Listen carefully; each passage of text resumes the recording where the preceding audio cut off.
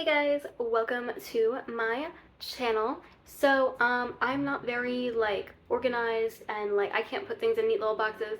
So I don't do monthly wrap-ups, but I will do this where I just tell you what books I've read recently. My next one I think is gonna be a little bit more organized. But I don't want to jinx it, so we're gonna ignore that. But it's still not gonna be like the monthly way that people normally do them. I'm just gonna do, hey, this is what I read recently, what are y'all reading type of deal. But yeah, so on into the books I've read recently. So the first book that I read recently was A Promised Land by Barack Obama. I technically DNF'd it, but the thing was, it was a 30-hour long audiobook because it had 800 pages. So I listened to it all the way up to the last 2 hours, and then I kind of checked out because that's a long time for me to be invested in a book, just period.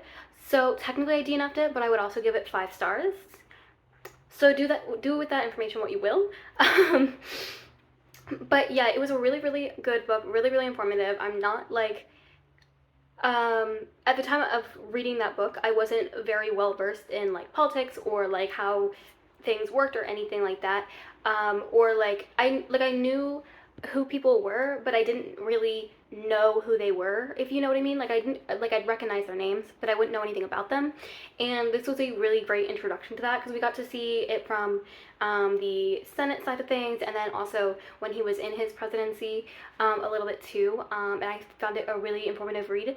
I'm a little disappointed though because it only goes up to, I think, halfway through his presidency, or halfway through his first 4 years.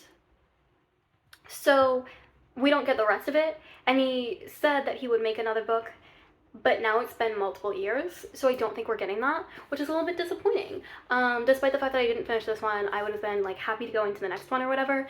And I've heard that it cut off at exactly the point where people what was coming next was stuff people were really, really interested in hearing his explanations and takes on and stuff like that, because I think what comes next was his more controversial points of his presidency, and people were really disappointed with that. So that's a little disappointing for sure, but I definitely give it a 5-star read. And also I listened to the audiobooks for this one, which I don't normally do. I never ever listen to audiobooks.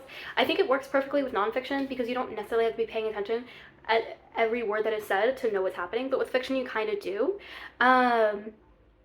And he narrated it, and he was a wonderful narrator. I loved listening to his voice and listening to what he had to say, and I highly, highly, highly recommend it if you haven't read it already. Okay, so the next book that I read recently was The Weight of Feathers by Anna Marie McLemore. It's been a little bit of a while since I read this because I read this at the late January, early February.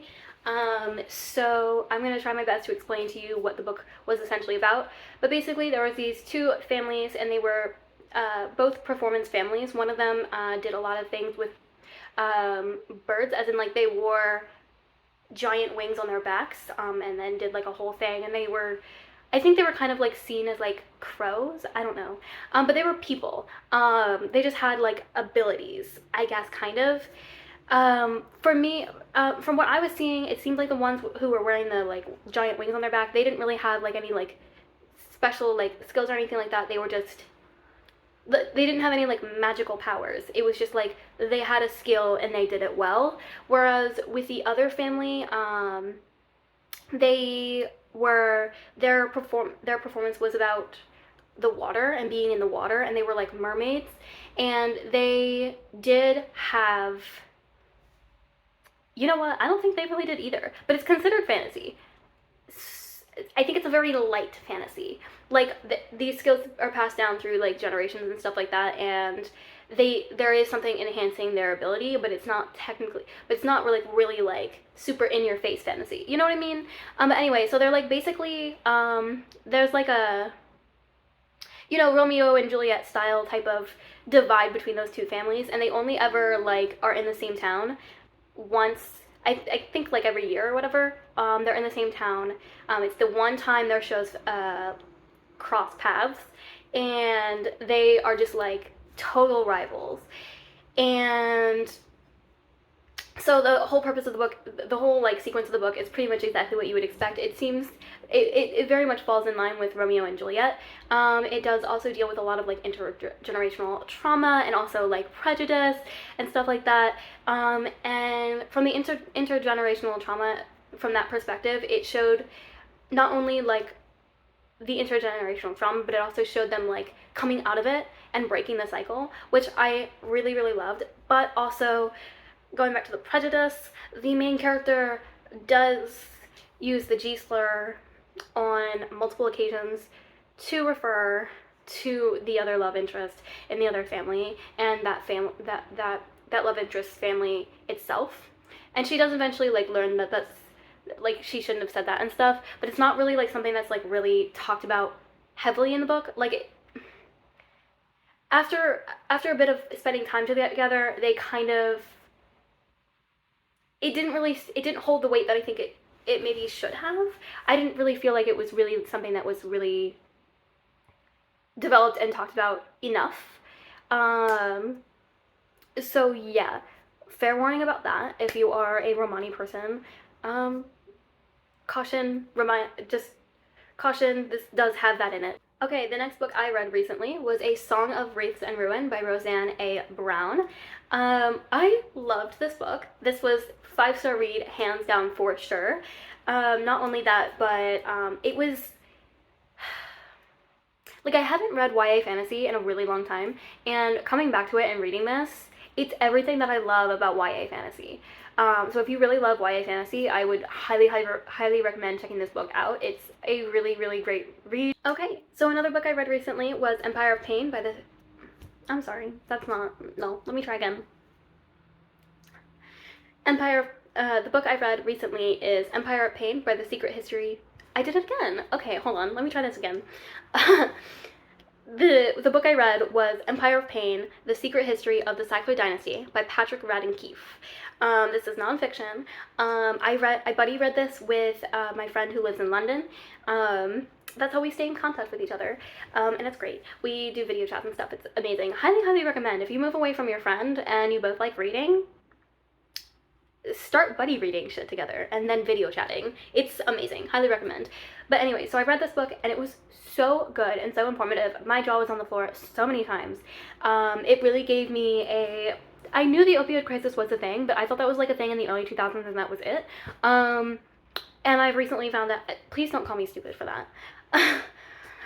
Please don't think I'm stupid for that. I'm trying to be more aware, okay? I'm trying.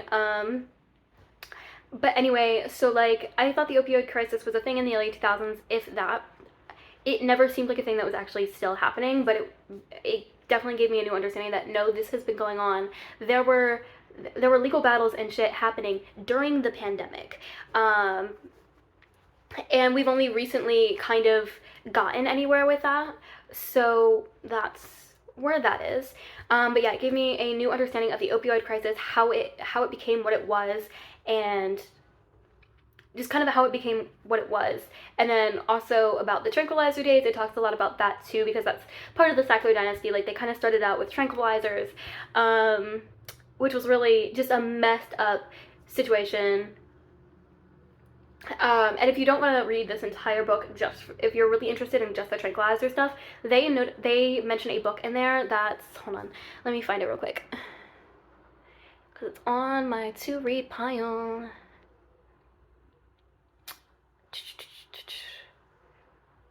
Okay. Okay, so if you don't want to sit through an entire book because you already know about the opioid crisis, but you want to learn more about the tranquilizers, which the Sacklers had a hand in that too, I would highly recommend The Age of Anxiety: A History of America's Turbulent Affair with Tranquilizers. They mentioned it in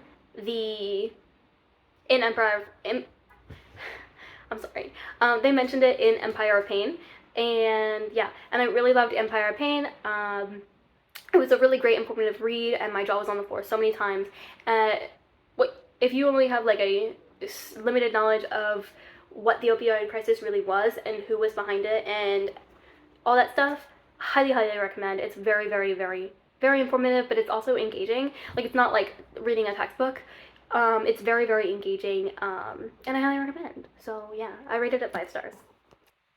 Okay, so then the final book I read recently, I literally just finished this, I think, yeah, yesterday. I just finished this yesterday, and I'm literally so excited about it. It's You Love Me by Caroline Kepnes. It's the You series. If you haven't heard of the books, you probably have heard of the Netflix series, and this is the same thing. But, well, what I like about the You Netflix series and the You book series is at this point, the books are kind of coming out concurrently with the series. And so what we also have going on is like the books are kind of an alternate reality to the television show. And what I mean by that is the players are generally the same from the series to the book series, like the Netflix series to the book series, but what role those characters play and not the role. Their role is always the same, but the way their stories play out is very different. And I feel like that just a lot of times you don't want that. That's like the opposite of what you want in an adaptation of your favorite book series. But in this case, I love it. It's like twice the Joe, because Joe is always the same no matter what, but like the plot is like a little bit different. And yeah, I highly, highly recommend the series.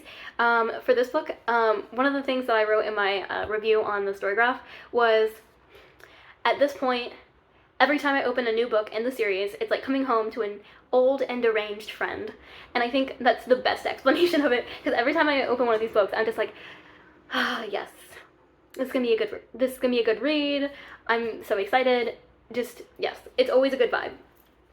And the ending really gave me whiplash, and I almost took down the rating from 5 stars to like 4 or something because of the ending, because it gave me such severe whiplash that it felt wrong.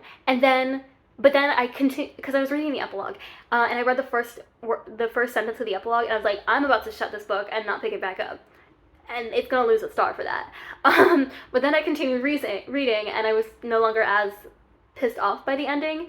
And in some ways, I feel like it might be considered a little bit rushed, but in another way, I kind of think there's no other way she could have gone with it than to end it that way. Like, it would have been, if she were to sit there and like go through every single thing that happened after the last incident before the epilogue, I think it would have dragged, and it just was not going to help the book in any way. So I think it was probably a good decision on her part to do that, for sure. And I was definitely, the last twist before the epilogue, oh my god, I did not see that coming at all. My jaw was on the floor, for sure. Highly recommend. She is still knocking it out of the park with these books, and it has not gotten stale yet. But yeah, so if you haven't read the book series and you've seen the show, I highly recommend it. What I've been doing is I've been reading, so I'll watch the first season of You, then I'll read the first book of You, I'll watch the second season of You, then I'll read the second book, and so on and so forth, which is working out pretty well now, because the 4th book isn't coming out until April, but the TV show season 4 dropped in like early March. So I'm loving that vibe for me. But yeah, so if you haven't read the series yet, I highly, highly, highly recommend it. It's really, really good. And it's like twice the Joe. Okay, so that is all the books I have read recently. Let me know down in the comments below what you guys have been reading recently, and what you think of. Do you have a different opinion on any of the books that I read, that I rated highly or poorly? Let me know. I want to know your thoughts.